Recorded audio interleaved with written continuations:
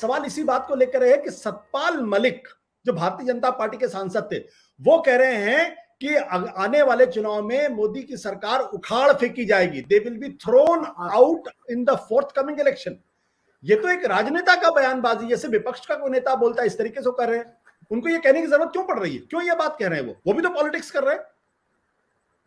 मैं तो यही कह रहा हूं, मैंने जो सवाल उठाया कि अगर वो बोफोर्स के से तुलना कर रहे हैं अपने भावी अभियान की, तो कहीं ऐसा तो नहीं कि उनके दिमाग में वीपी सिंह बनने की महत्वाकांक्षा भी है। और वीपी सिंह की महत्वाकांक्षा का मतलब आप समझ रहे हैं, तो और हमारे श्रोता और दर्शक भी समझ रहे हैं। तो ऐसे में उनको अपने राजनीतिक आकार प्रकार को भी डिफाइन करना पड़ेगा, उनको ये बताना पड़ेगा कि वो कहां खड़े हैं। तब वो केवल पर्दाफाश करने वाले एक भूतपूर्व गवर्नर के रोल में नहीं रहेंगे, तब उनको उनका एजेंडा बताना पड़ेगा। बहुत सारे राजनीतिक विपक्ष के लोग जो इस समय है अलग अलग दिशा में भटक रहे हैं, उनके मध्य उनका क्या रोल होगा।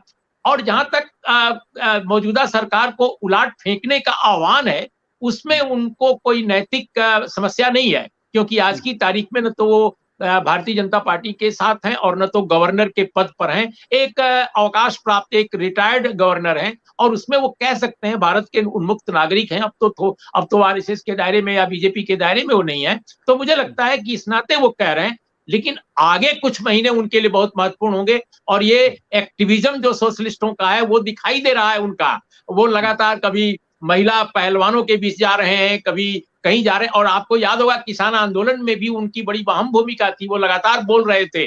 तो बहुत सारे पॉजिटिव्स उनके साथ जुड़े हुए हैं, लेकिन कुछ सवालात भी उनसे जुड़े हुए हैं। अगर आज होते आपके कार्यक्रम में एक विशेष अतिथि के तौर पे, तो हम लोग उनसे और कुछ पूछते, बड़ा मजा आता। बिल्कुल, इफ्तिकार साहब के पास जाओ, उसके पहले चूंकि विनोद जी इंटरव्यू करना चाहते हैं। विनोद जी आप बताइए, बोफोर्स बीच में क्यों लेकर आए वो? मैं एक तो पहले मैं एक तथ्यात्मक सुधार कर दूं, वो भाजपा के सांसद कभी नहीं रहे। सांसद वो वीपी सिंह के समय 89 में अलीगढ़ से जीते थे जनता दल के। उसके पहले कांग्रेस के राज्यसभा मेंबर रहे, भाजपा के उपाध्यक्ष रहे, राष्ट्रीय उपाध्यक्ष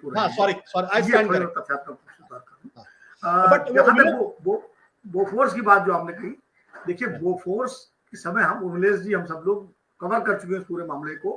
बोफोर्स के बड़े आर्किटेक्ट में सतपाल मलिक भी थे। वीपी सिंह के साथ जिन लोगों ने कांग्रेस छोड़ी थी, उसमें अरुण नेहरू, सतपाल मलिक, आरिफ मोहम्मद खान, रामधन, इन लोगों ने कांग्रेस छोड़ी थी। और उसमें सतपाल मलिक की बड़ी भूमिका थी। मैं एक छोटी सी घटना बता दूं कैसे वो बोफोर्स से इसको जोड़ रहे हैं। शुरू में जब वीपी सिंह बोफोर्स के मुद्दे पर जनसभाएं कर रहे थे और वो मेरठ के पास एक जनसभा हुई थी, सतपाल मलिक भी थे, मैं भी उसको कवर करने गया था, उस समय मेरठ में था। तो मैंने वहां किसानों से पूछा कि भाई बोफोर्स के बारे में जानते हो? तो उन्होंने कहा कि कोई नया ट्रैक्टर आया दिखे। तो उन किसानों को ये पता नहीं था बोफोर्स क्या है, वो समझे कोई ट्रैक्टर है। तो ये बात हम 2-3 पत्रकार थे, हम लोगों ने सतपाल मलिक से और लोगों से शेयर की कि आप लोग इतना हल्ला मचा रहे हैं मंच से, लोगों को तो पता नहीं बोफोर्स क्या है। उसके बाद फिर वीपी सिंह ने बड़े तरीके से, उसमें सतपाल मलिक की बड़ी भूमिका थी, बोफोर्स को राष्ट्रवाद के मुद्दे से जोड़ा कि सैनिकों के जीवन की कीमत पर दलाली ली गई, यानी जो तोप सौदे में।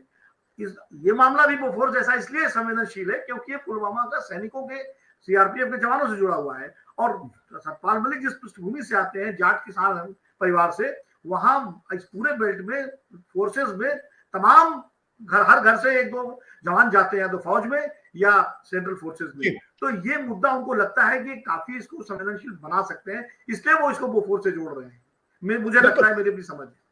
सत्य हिंदी का ऐप डाउनलोड करें गूगल प्ले स्टोर पर।